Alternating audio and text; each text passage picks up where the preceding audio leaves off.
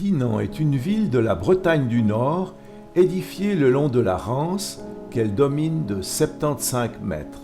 À la différence de Morlaix, qui s'est construite au bord de ses cours d'eau, exposée aux inondations, ici seul le port est au fil de l'eau. Défendue par de solides remparts dès le XIIIe siècle, elle était un point stratégique de circulation entre Normandie et Bretagne du Nord. C'est ici d'ailleurs que se trouva longtemps le pont le plus au nord sur la Rance. Ici la statue de Bertrand du Guesclin, personnage très controversé de la guerre de Cent Ans, qui jouit, si l'on ose dire, d'une quadruple sépulture.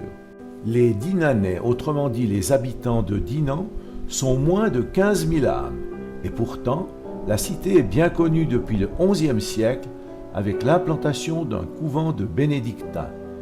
Ces puissants remparts, édifiés entre le XIIIe et le XVe siècle, n'ont jamais été pris d'assaut. Le XVIIIe siècle voit s'installer des tisserands qui fabriquaient la toile pour la marine à voile. Son patrimoine architectural a bien traversé le XXe siècle, à part un incendie en 1907 et des bombardements modérés en 1944. Actuellement, les maisons à colombage sont visibles à la place des Cordeliers, la rue de l'Horloge et celle de Gersual. Nous y reviendrons. Là, il y a des gens qui passent le long.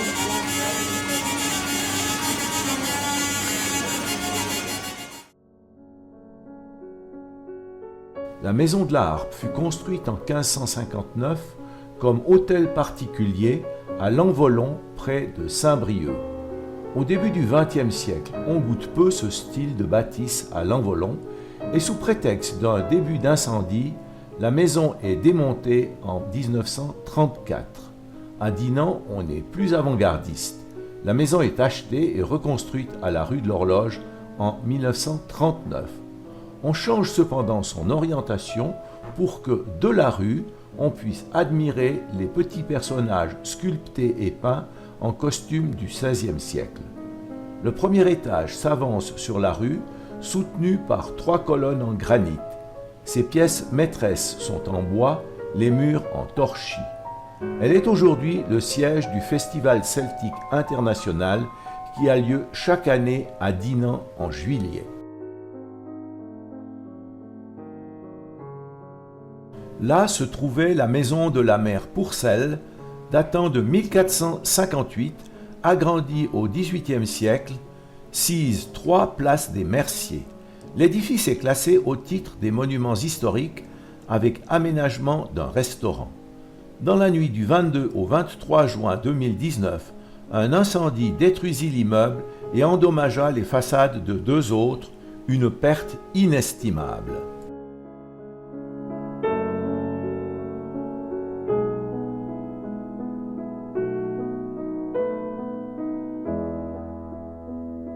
Nous sommes à la rue de l'Horloge avec sa tour datant de la fin du XVe siècle.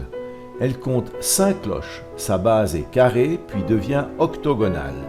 Elle fait face au clocher de l'église Saint-Sauveur, fière et provocatrice, éternel conflit des pouvoirs temporels et spirituels.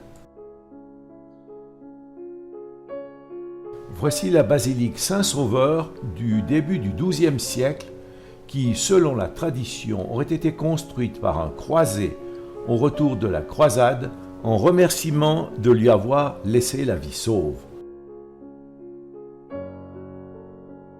Devant nos yeux, le port de Dinan sur la Rance qui coule 75 mètres plus bas.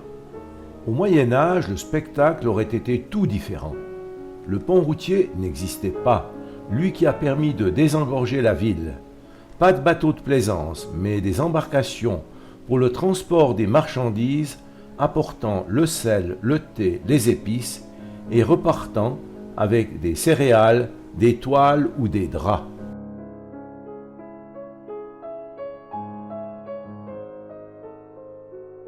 Le retour au centre-ville nous permet d'admirer cette magnifique demeure avec 2 étages d'encorbellement. Gersual. C'est la ruelle qui relie le port au centre-ville, un cheminement pentu, étroit, pavé avec sa classique rigole au centre, Gersual. Personne ne sait d'où vient ce nom. Imaginez vous retrouver ici au Moyen-Âge. L'animation est à son comble. C'est le seul chemin qui relie ces deux points. Ceci, jusqu'au milieu du XIXe siècle, date de la construction d'un viaduc qui enjambe la Rance. Les remparts de Dinan conservent à la ville son aspect médiéval. Il en reste 2 km 700 en partie visitables, 11 tours et 4 portes, dont celle de Gersual ici présente. Des charrettes à bras, d'autres tirées par des mulets ou des chevaux haletants, s'y croisent au son des grincements des roues. Du manant au noble chevauchant sa monture, en passant par le marchand, tous passent par là. Tous les matériaux amenés au port par bateau également. De chaque côté de la ruelle se succèdent les échoppes des commerçants et artisans, tanneurs, forgerons, tisserands, vanniers, etc. Les objets présentés à la vente étaient exposés sur la partie inférieure et horizontale du volet, la partie supérieure servant de protection contre le soleil et la pluie. Aujourd'hui, on y trouve des fleurs. À l'époque, on n'entrait pas dans les boutiques. Après la guerre, le quartier a été laissé à l'abandon avant d'être à nouveau colonisé par les artistes, les cafés, qui ont tout restauré. Et ce sont maintenant les touristes qui déambulent.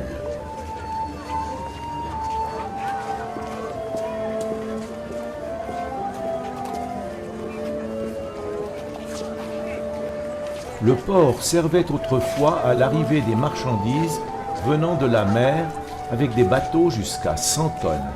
Aujourd'hui, c'est un port de plaisance avec 100 places d'accueil et 30 places visiteurs et un tirant d'eau de 160 cm au plus.